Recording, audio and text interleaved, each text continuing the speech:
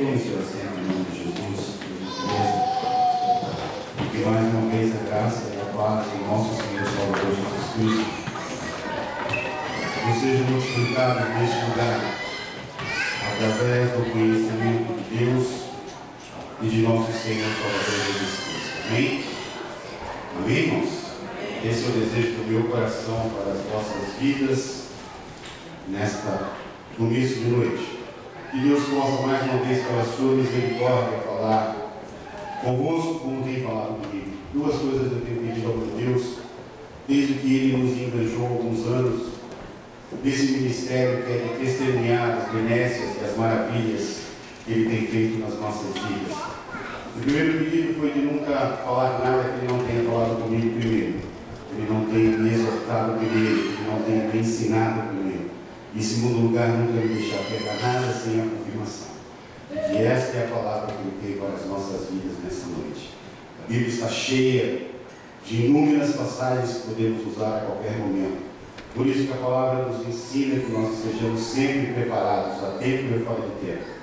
Seja aqui, seja na fábrica, seja no deparo, seja no supermercado, seja onde quer que nós estejamos, de testemunhar das maravilhas de Deus. Amém? E desde a segunda-feira que o pastor nos comunicou que nós estaremos tendo a oportunidade de compartilhar uma palavra com a igreja neste final de semana, e perguntamos qual seria então o culto, ele disse que era um culto missionário, mas que nós estaremos em liberdade para pregar mediante que o Espírito Santo ministrasse o nosso coração e não precisássemos ficar subordinados ao tema missionário.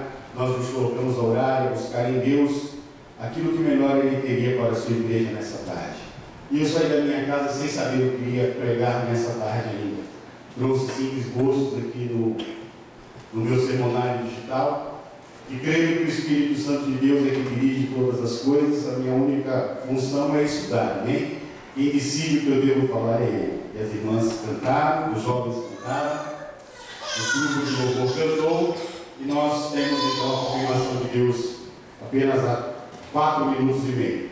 Amém? É aquilo que Deus tem para as nossas vidas. Ele nos deu alguns temas, podíamos falar sobre fidelidade, era um dos temas da mensagem que eu tinha para hoje. Não temas, pessoalmente, poderia ter falado sobre o que temos guardado no nosso vaso.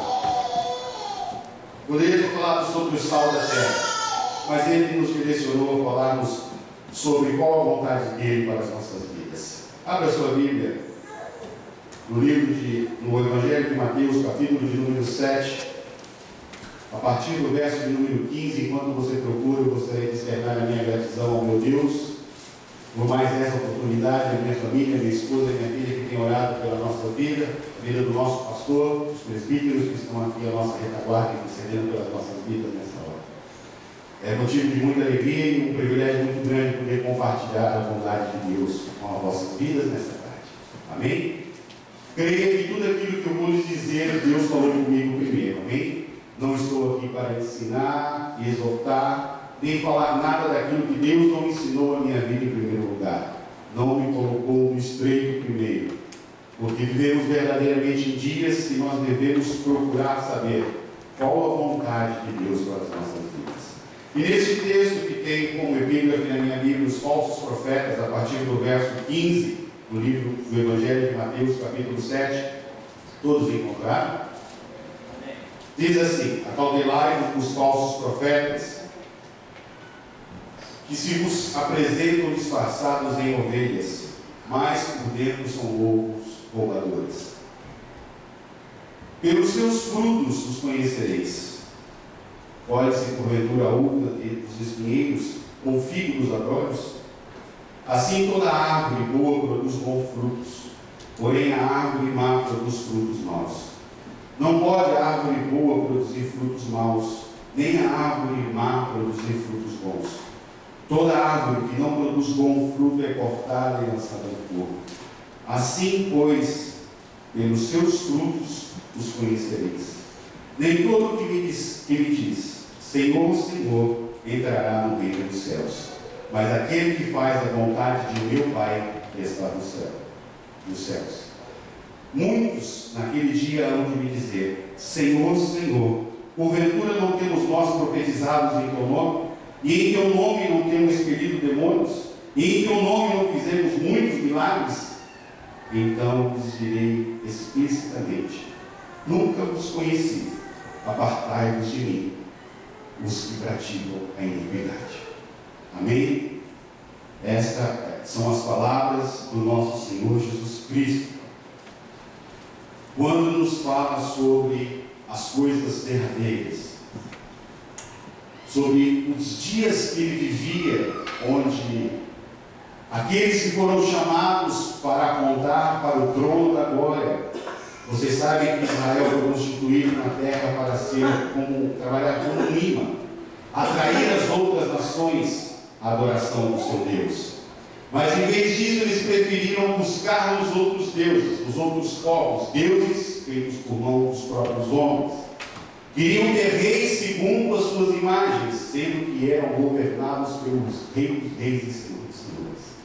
Então o povo de Israel falha nessa primeira oportunidade que Deus concedeu ao povo, a um homem, a uma nação, de proclamar a sua palavra, de proclamar as suas benesses. Todos sabem que desde a queda de Adão no Éden, Deus tem feito e aguardado o momento de restaurar a criação, a adoração a qual ela foi criada. E aqui nós vemos então, irmãos, o texto quando Jesus fala que naqueles dias, assim como nos nossos dias, existem muitos lobos em pele de ovelhas espalhados no nosso meio. E nós sabemos quão difícil tem sido falar do amor de Jesus Cristo nestes dias. Primeira coisa que lhe pergunto é quanto cobram para você ser membro da igreja, quanto você tem que pagar. Depois lhe perguntam o que eles têm que deixar de fazer para serem salvos. Verdadeiramente estamos cheios de doutrinas falsas espalhadas no nosso meio. Mas nós que estamos aqui sendo instruídos, e eu continuo, como sempre, dizendo, louvando a Deus pela vida desse ministério, pela vida do pastor presidente desse ministério, que tem investido em ensino. Não é barulho, não é repetir, é palavra. Porque o que vai nos levar para morar no céu é o quanto nós conhecemos a palavra. O quanto perseverarmos em cumprir a palavra. Por isso que aqui nós vamos falar qual a vontade de Deus, coordenar o tema sobre o tema qual a vontade de Deus para as nossas vidas, baseado no versículo de número 21. Nem todo aquele que diz Senhor, Senhor, entrará no reino dos céus, mas aquele que faz a vontade de meu Pai que está nos céus. Veja, irmãos, que logo em seguida, no verso 22, Jesus começa a ilustrar. Muitos naquele dia vão dizer: eu também curei, eu também expulsei demônios. Mas Jesus vai lhes dizer: apartai-vos de mim, porque não vos conheço. Porque apesar de terem feito tudo isso, o que eles esqueceram é que nada vinha deles, porque era tudo em nome de Jesus. E é o nome de Jesus que tem poder. É o nome de Jesus que tem poder. Uma das mensagens que eu poderia ter trazido hoje é justamente o que guardamos dentro desses vasos de barro que somos. Nos orgulhamos de muitas coisas, de conhecer, de saber, de títulos, mas nunca podemos nos esquecer que o vaso sempre será de barro. E a excelência da glória pertencerá sempre ao nosso Deus, ao nosso Senhor e Salvador Jesus Cristo. Amém? Então, no versículo 21, nós temos uma clara ideia do que Jesus está dizendo para a sua época, para os sacerdotes da sua época, para aquele povo que estava vivendo aquela época. Não podemos esquecer que Jesus estava falando para o povo da sua época, e essa passagem pode ser aplicada para nós nos dias de hoje. Então, no livro de Oséias, se você puder abrir, profeta Oséias, no capítulo 4, você vai ter uma ideia de como estava a situação espiritual de Israel na época de Oséias e também na época de Jesus Cristo, alguns anos depois. Oséias 4,6 diz assim: o meu povo está sendo destruído porque lhe falta conhecimento. Porque tu, sacerdote, rejeitastes o conhecimento, também eu te rejeitarei, para que não sejas sacerdote diante de mim, visto que te esquecestes da lei do teu Deus. Também eu me esquecerei de teus filhos. E aí, antes que você tire qualquer conclusão precipitada, quando a palavra que diz sacerdote no contexto da sua época era o homem escolhido por Deus para interceder na terra por aquele povo. Deus levantou então um povo para ser uma nação de sacerdotes. Deus, quando tira Israel do Egito, a finalidade era que toda a nação fosse constituída sacerdotes. Mas eles não conseguiram entender isso, então Deus escolhe uma tribo somente, a tribo de Levi, para cumprir esse ministério sacerdotal.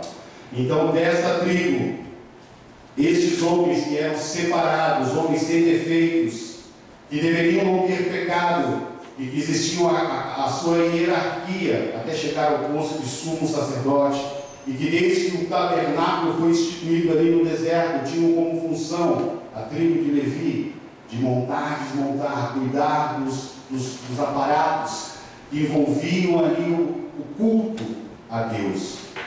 Então aqui nós vemos que os sacerdotes da época de Oséias tinham se esquecido dessa função. Estavam mais preocupados em simplesmente tirar. E nós podemos ver que aí fora, em alguns outros lugares, você pode ver que isso ainda continua acontecendo. O desejo de alguns aos sacerdotes é só tirar, é só tirar. E você vai lá para receber e acaba saindo de lá assim. Não é? Porque não tem entendido verdadeiramente o propósito de Deus. Mas Oséias assevera. E nós devemos não olhar só para cá. Os sacerdotes não estão só aqui. Quando Oséias profere essas palavras para os sacerdotes da sua época, contextualizando para os nossos dias, o Novo Testamento, carta de 1 Pedro, no versículo 2, no capítulo 2, no versículo 9 e 10.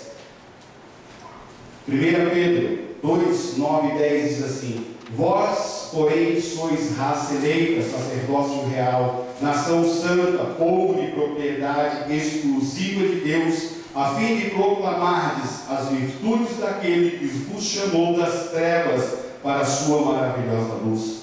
Vós, sim, e antes não erais povo, mas agora sois povo de Deus, que não tinhas alcançado misericórdia, mas agora alcançaste misericórdia. É para essa casta de sacerdotes que Jesus está falando nesses dias. Olhe para o seu lado direito, olhe para o seu lado esquerdo, olhe para trás e olhe para frente, e você vai encontrar os sacerdotes dos nossos dias.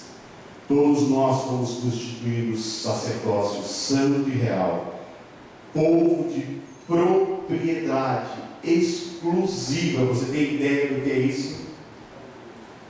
Exclusiva. Você não pertence a mais ninguém, se é que aceitamos e confessamos Jesus como Senhor e Salvador das nossas vidas. Amém? E quando eu digo a mais ninguém, é a mais ninguém. Você não depende da tendência da moda para viver. Você não depende daquilo que as pessoas dizem de você na fábrica para sobreviver. Você não depende daquilo que Satanás joga à sua face todos os dias quando você levanta ou quando você vai se deitar. Você só necessita saber que você é povo escolhido. Aleluia. Exclusivo. Não, já parou para pensar nesse privilégio? Nós não valorizamos, irmão, aquilo que Jesus conquistou muitas vezes na cruz para nós. Nós hoje, com um grande ato que Jesus realizou naquela cruz, quando o véu se rompe, quando ele diz está consumado, a separação se termina. Você não precisa de mais um sumo sacerdote para entrar no Santo dos Santos. Veja que o sacrifício era oferecido lá fora, no altar de bronze. O sangue era separado, o sacerdote, o sumo sacerdote, então oferecia um sacrifício pelos seus pecados, molhava as pontas da orelha, ponta dos dedos, e assim ia se purificando, se lavava na bacia de bronze. A função da bacia de bronze, ser de bronze, é porque quando ele mergulhava as mãos, ele tinha que olhar, e o bronze refletia a sua face, e ele tinha que se ver, saber que ele também era um pecador, ele não estava excluso do poder e da glória de Deus. Então ele passava pela porta do santo lugar. E ali do seu lado esquerdo estava o menorá, o candeeiro com a luz que representava o Espírito Santo. Do seu lado esquerdo o menorá, do lado direito estava a mesa dos pães da propiciação. 12 pães representando as tribos. E ele no seu peito com aquelas pedras, nos seus ombros com as duas pedras pretas de ônix, com os nomes das tribos de Israel gravadas nessa pedra. Ele levava sobre a sua vida a responsabilidade de pedir perdão pelo pecado de todo o povo. Então ele chegava no incensário e se oferecia incenso.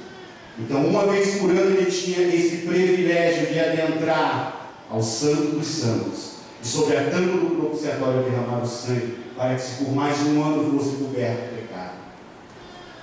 Olha que trabalho, irmãos. E ele tinha que estar santo, sem nenhum pecado. Por isso ele era amarrado pelo seu pé.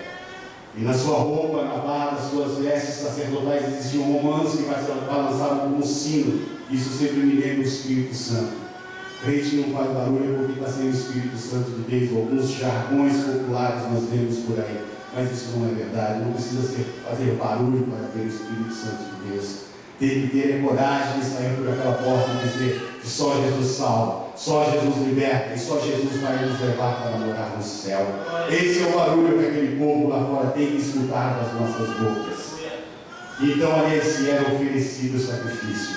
Mas veja que Jesus Cristo, quando na cruz, dá o seu último suspiro e diz: Pai, nas tuas mãos entrego o Espírito. Como o nosso pastor pregou uns cultos atrás. Ele diz: está consumado, o véu se rasga de cima e embaixo. A autoridade veio de cima, então de cima a baixo se rasga.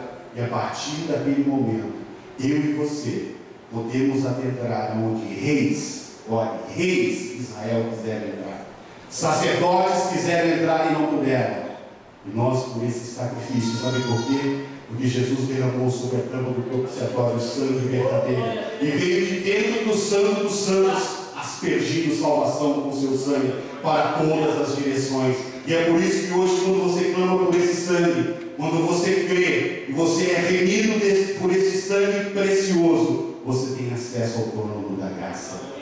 Você tem audiência 24 horas do dia com o Criador dos céus e da terra. Eu sou o povo de propriedade exclusiva de Deus. E essa é uma das vontades que nós não podemos esquecer. Que Deus sacrificou seu Filho numa cruz para poder nos ter novamente ao seu lado.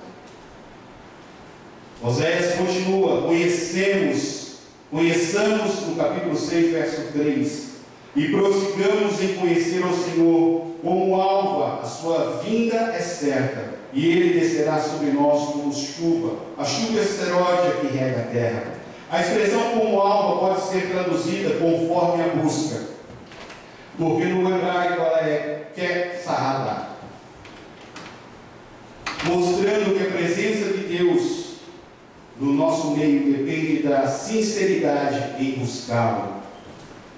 Então, como a alva aqui nesse trecho de Oséias pode ser traduzido também como conforme você busca. Conheçamos e prossigamos em conhecer como a alva. Então, quanto mais você busca em conhecer o seu Deus, mais Ele vai se revelar a você. Mais Ele vai lhe mostrar a sua grandeza. E mais você vai reconhecer que é um miserável pecador. Veja que Isaías, até confrontar-se com a presença gloriosa de Deus, ele dizia: ai de ti, ai de ti, ai de ti, e apontava para os outros. Mas quando ele confrontou, sentado no alto e sublime trono, o Criador dos céus e da terra, ele disse: ai de mim, porque vou perecer, porque sou um homem de lábios impuros, e habito no meio de um povo de impuros lábios. Uma das primeiras coisas que a presença de Deus na nossa vida tem que mostrar é que nós somos pecadores, somos miseráveis, e sem Ele nada podemos, nada temos e nada faremos nessa terra.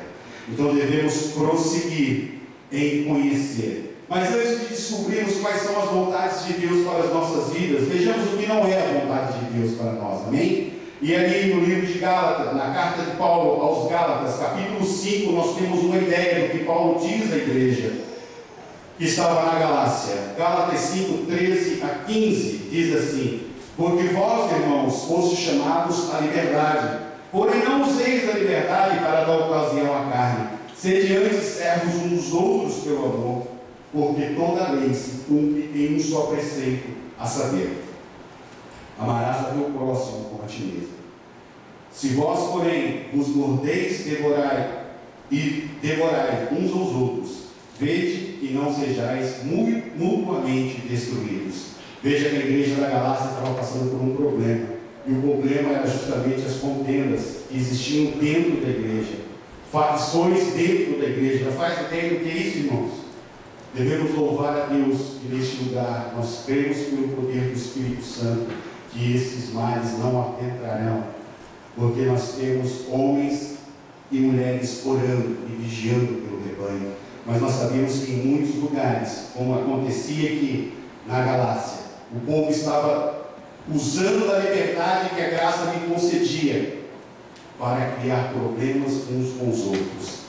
Isso não foi para isso que Jesus nos chamou. Nunca se esqueça que no céu não vai haver ala sul, ala norte. Não. É um lugar só, irmãos. Nós temos que compreender, se não nos darmos com os nossos irmãos nessa terra, como Jesus vai nos conceder, como passemos a eternidade toda com Ele na glória. É uma responsabilidade muito séria que Paulo fala. Então, uma das coisas que nós vemos que não é a vontade de Deus é que nós vivamos nessas contendas, nessas brigas litigiosas sem fundamento. E de onde vêm essas contendas? De onde vêm esses problemas?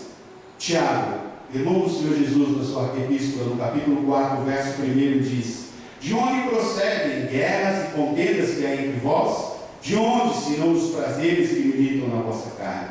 Então nós vemos aqui, irmãos, que são dos prazeres da nossa carne que provém as contendas que existem muitas vezes no nosso meio. Porque fulano de tal é assim, porque o pastor é assim, porque o presbítero é assim, porque a irmã dirigente de consideração é assim, porque os irmãos que coordenam a mocidade são irmãos. Veja que são os prazeres que militam na nossa carne. Isso quer dizer que, segundo o nosso pensamento, nós é que estamos pensando, em vez de deixar o Espírito Santo de Deus pensar por nós. Porque um homem de Deus no passado disse, irmãos, se o amor que nos une não for maior do que as diferenças que nos separam, nós não teremos direito a herdar o reino da graça, o reino de Deus.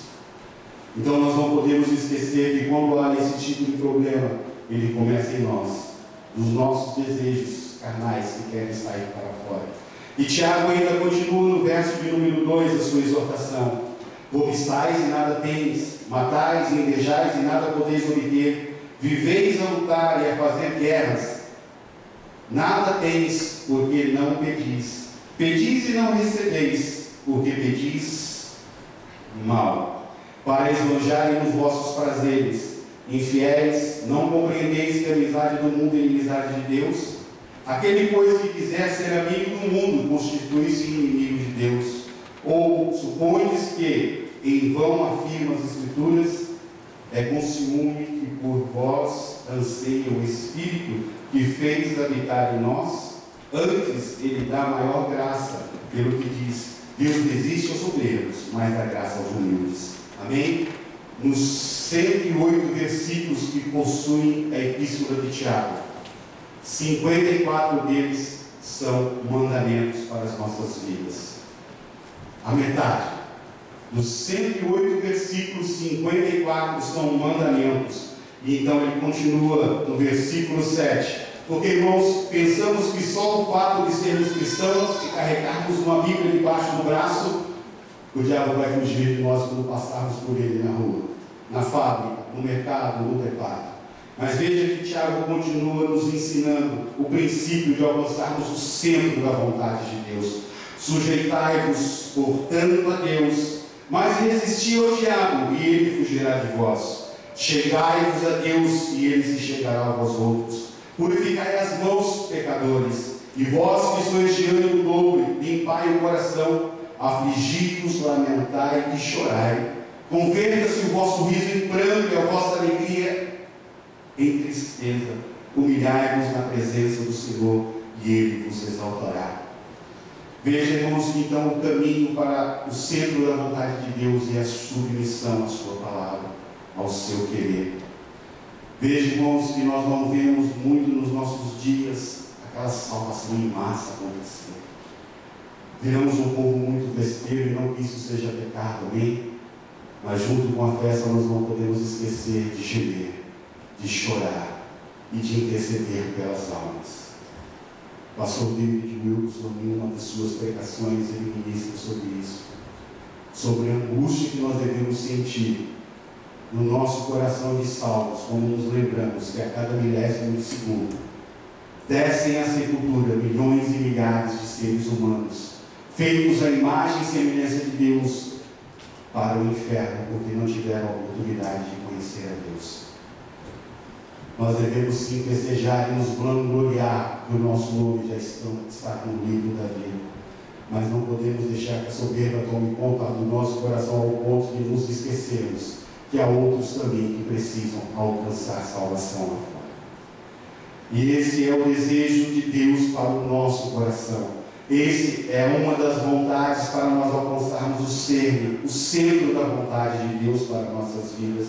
Vemos então que há alguns princípios que nós podemos adotar para nortear a nossa vida para o centro da vontade. Nós já descobrimos o centro da vontade de Deus, amém? Sujeitados, portanto, a Deus. O versículo 7 a 10 da carta de Tiago, no capítulo 4, é muito importante para as nossas vidas. E eu tenho pedido a Deus nesses dias de tantas lutas, de tantas tribulações nas nossas vidas, e muitas delas que nós mesmos nos colocamos nela. Uma coisa é Deus me enviar para o deserto, e outra coisa é você ir com as suas próprias pernas.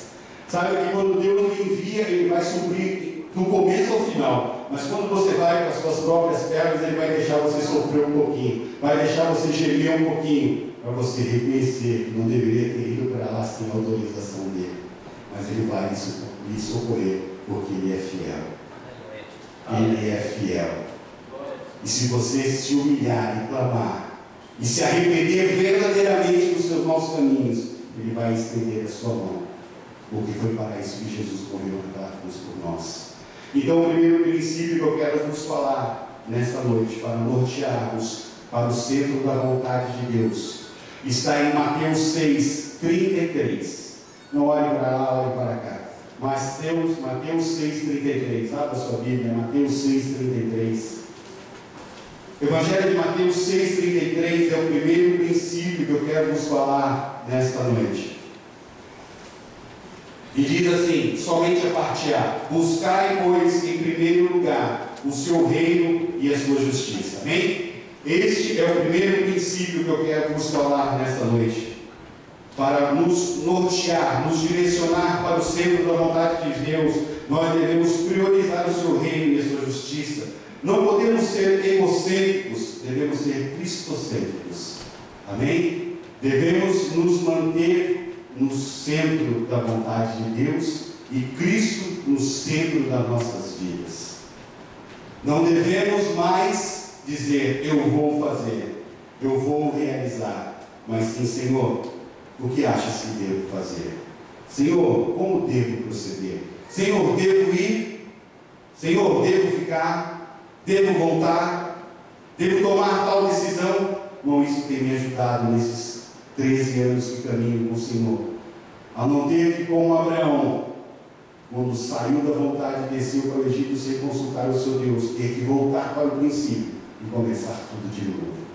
Coisa difícil é para as nossas vidas quando nós nos desviamos da vontade de Deus e temos que voltar lá para o princípio e começar tudo de novo.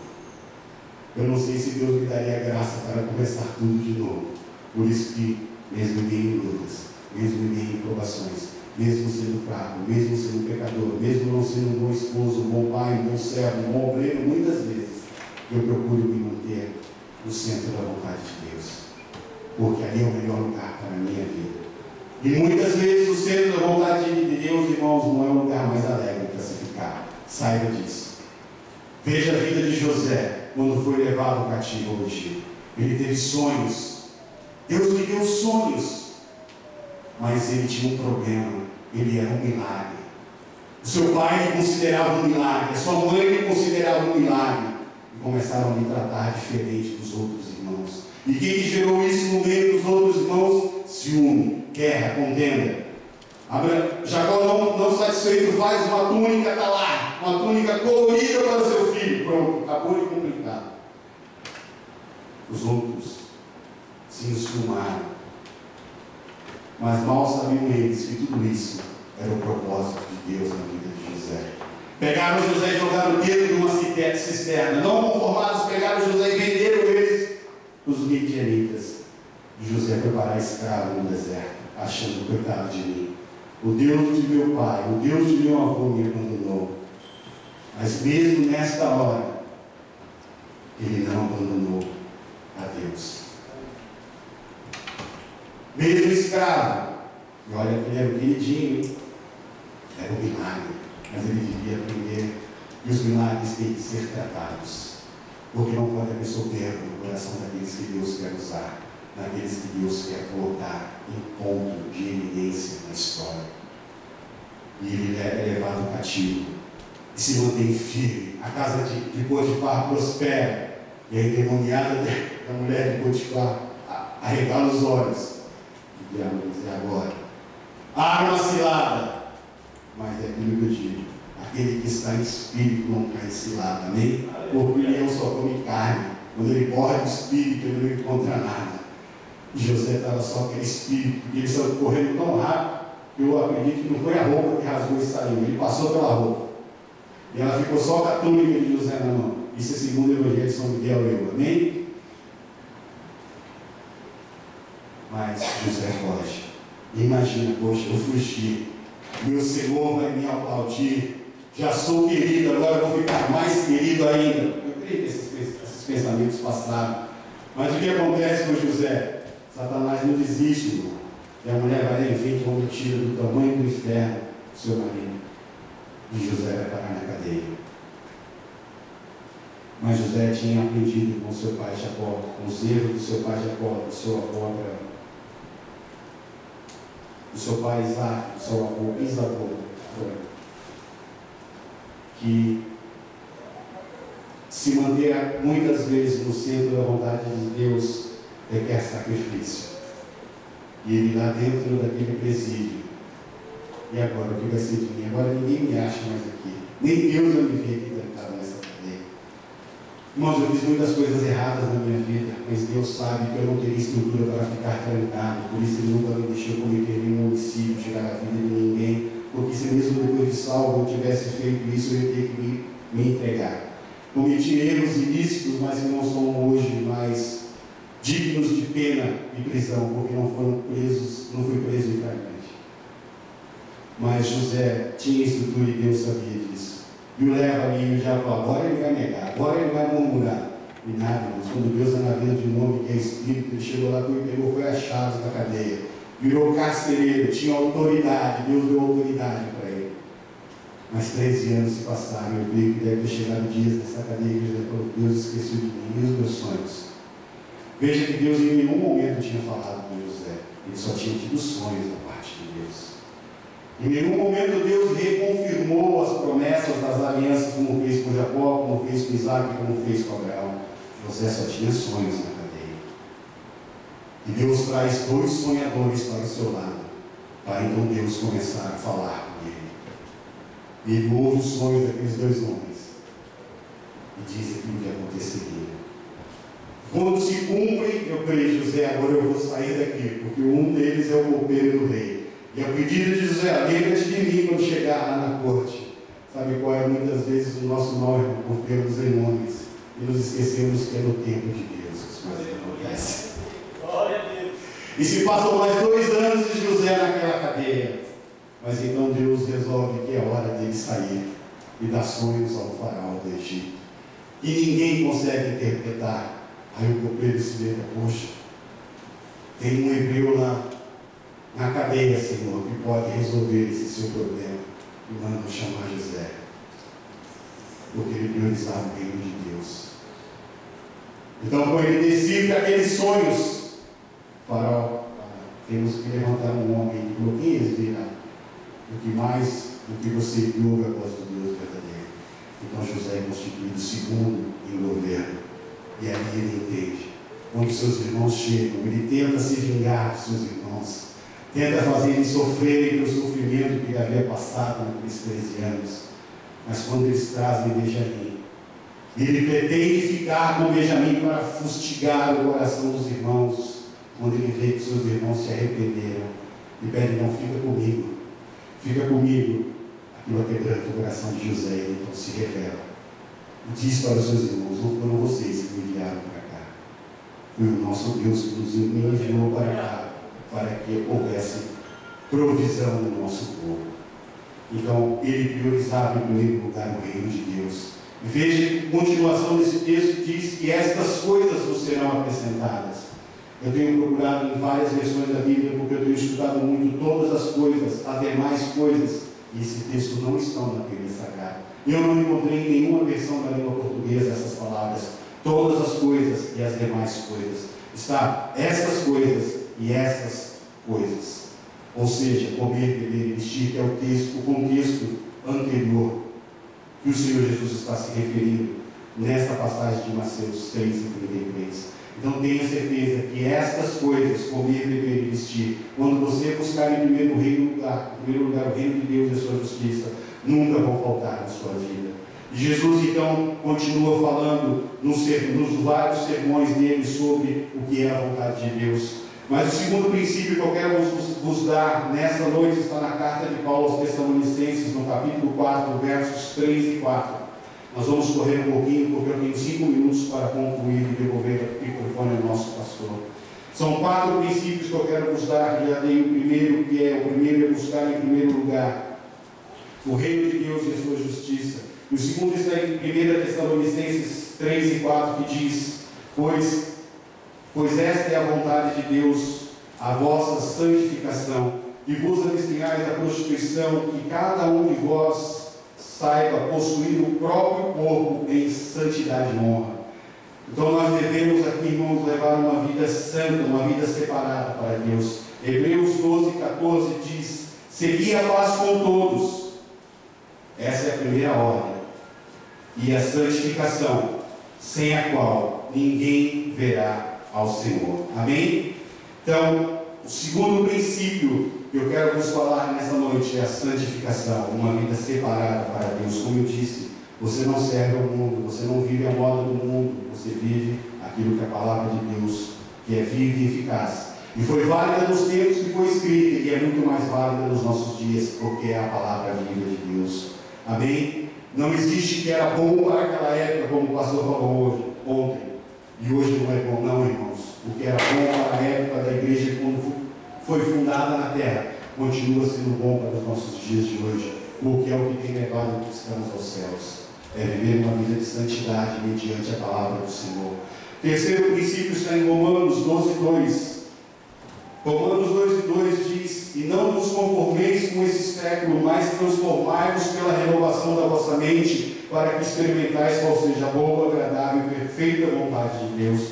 Não devemos nos conformar com este mundo, mas transformar-nos, para termos experiências boas, agradáveis e perfeitas. Amém? E essa transformação, irmãos, não é só na mente, no cérebro, porque a mente aqui é o contexto, é tudo, é mente e coração. E eu costumo dizer que muitos vão errar a porta da entrada do reino celeste por uma distância de 40 centímetros. Porque a salvação ficou na cabeça, mas nunca desceu para o coração. Então nós temos que guardar essa palavra no coração, na nossa mente, para que haja uma transformação verdadeira. E para quando alguém te perguntar: você não bebe, não fuma, não sai para a balada porque a sua Bíblia proíbe, porque o seu Deus não deixa, você vai falar: não, é porque eu sofri uma metanoia na minha vida. Eu fui transformado de dentro para fora. E hoje eu não faço porque eu não quero, porque eu não desejo mais, porque isso não faz mais bem para a minha vida. Porque eu sou livre, eu decidi não fazer mais essas coisas. Eu não sou escravo como você, que quer parar, quer largar e não consegue. Nós somos livres, porque a palavra de Deus nos liberta. Amém? Esse é o terceiro princípio. O quarto princípio continua na carta de Paulo aos Tessalonicenses, no capítulo 5, no verso 18. E em tudo dai graças, porque esta é a vontade de Deus em Cristo Jesus para conosco. Devemos, irmãos, ter um coração agradecido a Deus. Está sofrendo? Agora. Está implorando? Agora.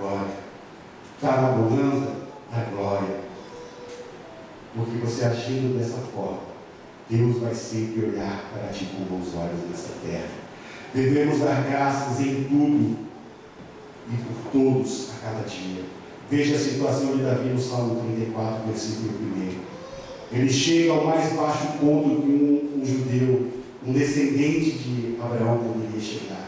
Na sua fuga de Saul, ele encara o rei dos filisteus. E quando ele chega ali na presença de Gade, ele estava tão desnorteado, irmãos, ele estava tão perturbado daquela perseguição toda, que quando ele se vê, ele está no meio dos inimigos. Aí a estratégia que Deus dá, começa a babar na barba, dá uma de doido. Não começa a dar uma de doido, não, irmãos. Isso funcionou com Davi, amém? Na hora da prova, não começa a dar uma de doido, não. Isso funcionou com Davi, só estou fazendo uma ilustração do que aconteceu com Davi, amém? Funcionou com Davi. Se começar a dar uma de doido aqui, você vai parar na camisa de força e no hospício. Não começa a dar uma de doido, não. Salvou Davi quando ele está fugindo, ele está se retirando da presença do rei. Salmo 34, primeiro ele fala: bendirei o Senhor em todo o tempo, e o seu louvor estará sempre nos meus lábios. O rei Davi, quando fugia da presença do rei dos filisteus, sabia que para ser abençoado em meio à perseguição, devia bendizer o nome do seu Deus, porque estava sendo aperfeiçoado segundo a vontade de Deus. Amém? Então esses são os 4 princípios que eu quero vos deixar nessa noite.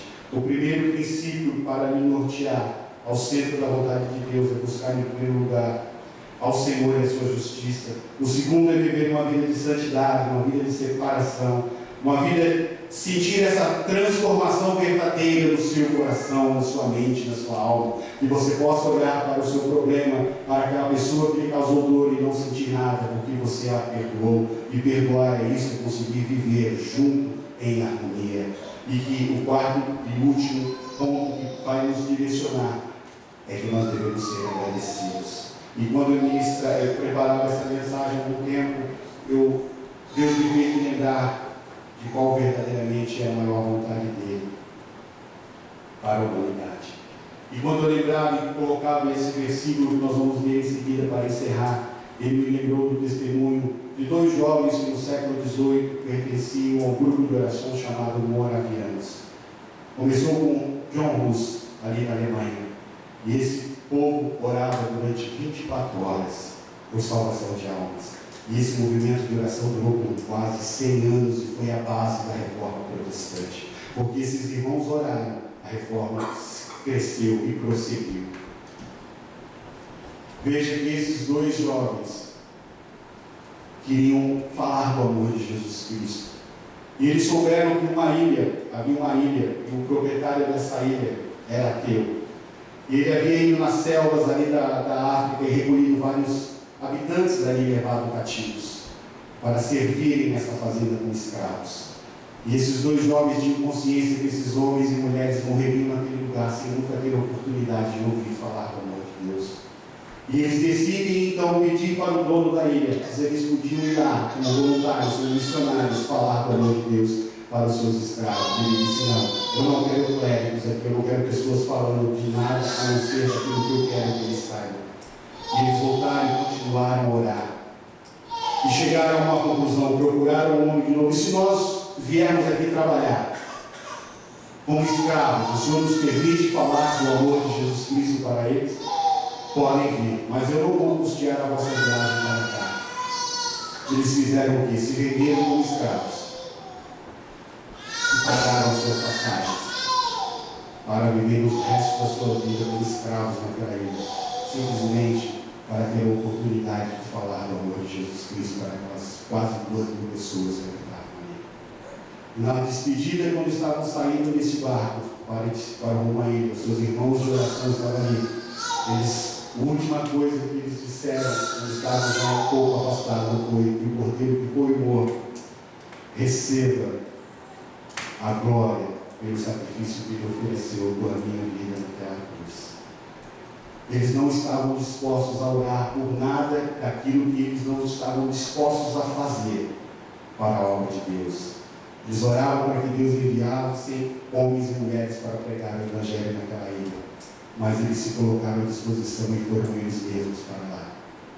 Então nós devemos orar, irmãos, sempre, para que Deus use as nossas vidas para realizar os nossos pedidos de oração. Em primeiro lugar, colocar o nosso nome, como dizendo: Senhor, envia, Senhor, levanta, Senhor, coloca, Senhor, não se esqueça que eu estou aqui também. E se achares que eu posso, usa a minha vida. Para concluir, eu quero vos convidar a abrir as vossas Bíblias e ficar de pé. 1 Timóteo 2, 1 a 4, nosso diácono Moernes vai louvar o hino. E eu gostaria de ler só esse texto com os irmãos.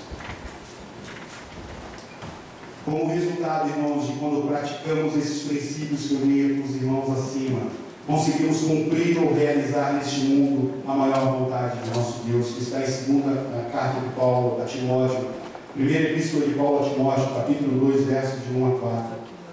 Antes de tudo, pois, exorto-vos que use a prática de súplicas, orações, intercessões, ações de graça, em favor de todos os homens, em favor dos reis e de todos os que acham investidos de autoridade, para que vivamos vida tranquila e mansa, com toda piedade e respeito. Isso é bom e é aceitável diante de Deus, nosso Salvador, o qual deseja que todos os homens sejam salvos e cheguem ao pleno conhecimento da verdade. Então, o maior desejo de Deus é que todos os homens sejam salvos, mas não só isso, através do pleno conhecimento dele. Amém? Feche seus olhos.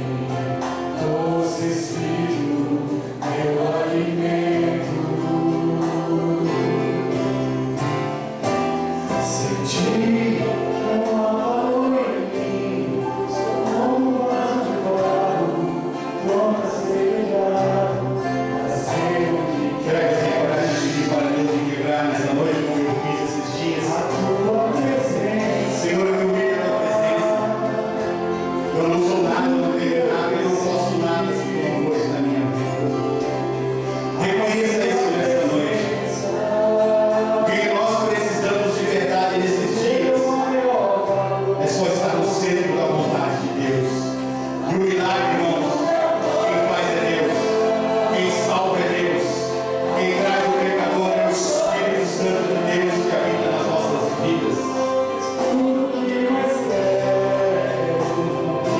Quando priorizarmos em primeiro lugar o reino de Deus e a sua vontade,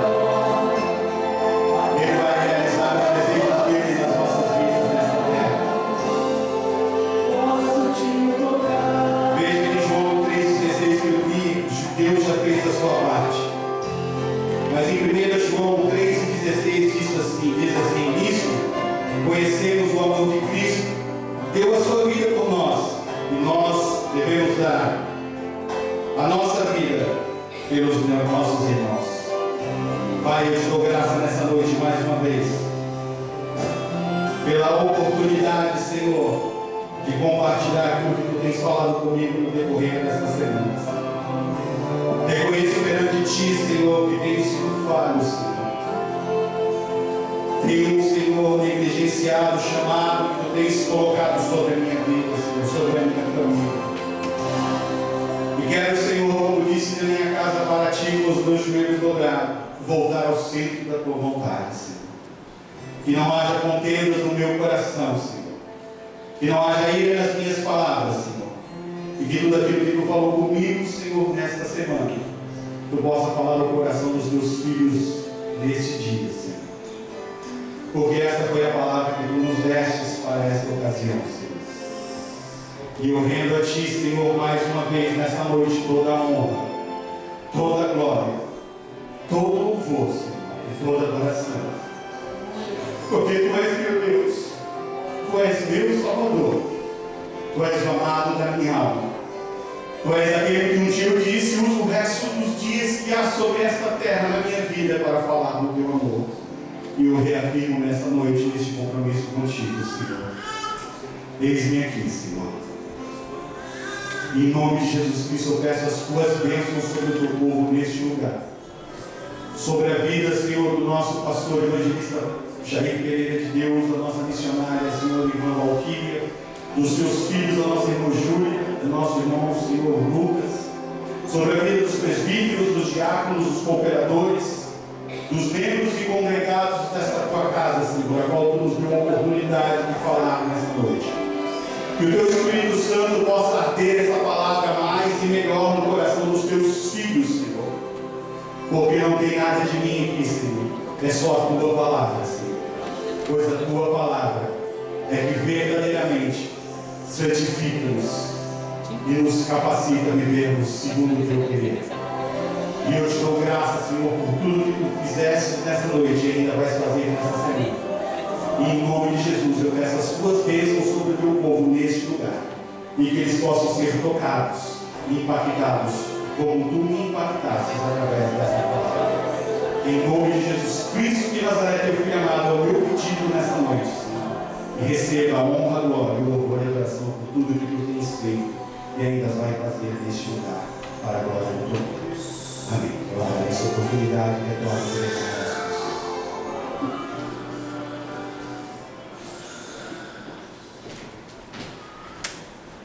Aleluia. Pode sentar a igreja, você recebe a palavra de Deus no coração, amém?